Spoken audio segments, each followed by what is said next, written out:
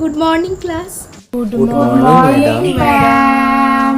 এই চুপ, প্রথমে নাম প্রেজেন্ট করা হবে। কিন্তু ম্যাডাম অনলাইনে আমার প্রেজেন্ট কেন? Good question.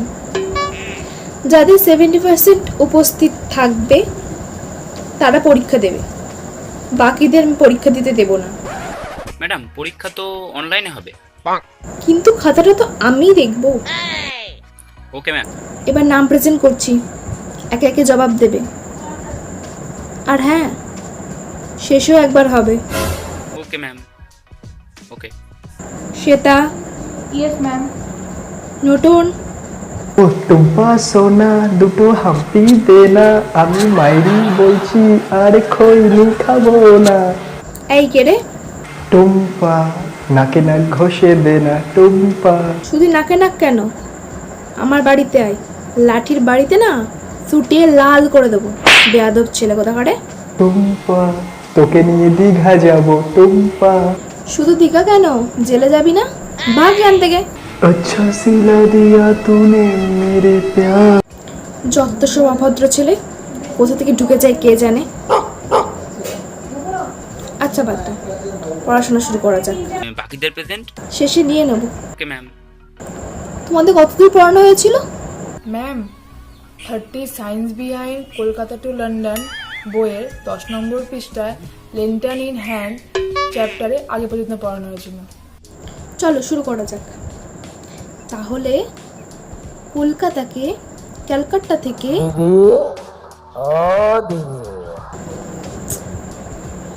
আবার কোন হতুল কুতকুত। দিদি কেন করছিস রে? এই এই দামোদর 10টা কে রে? প্রতিবার আনমিউট করে আর দিদি করে। কে রে? কে?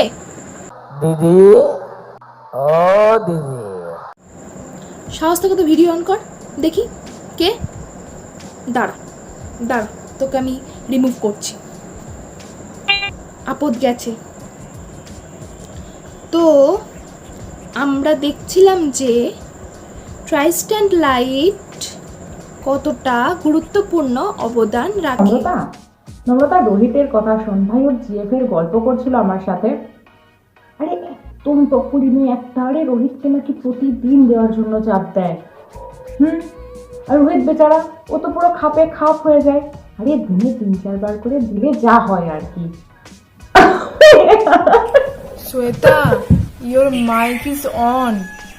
Shweta. Shweta, your mic is on. আরে মাইকটা বন্ধ কর।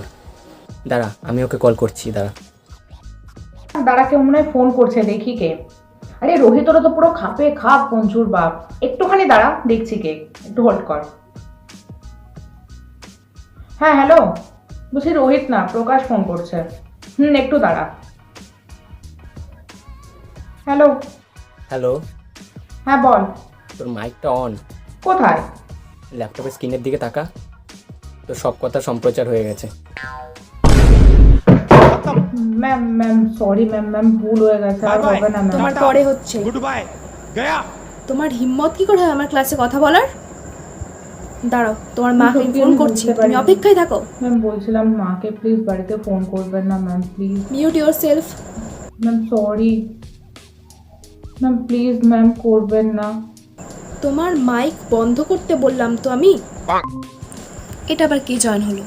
ম্যাডাম আমি কৃষ্ণেন্দু। তুই আবার এসেছিস কেন রে? ওই স্কুলে আর ভালো লাগছিল না। এখন কেন?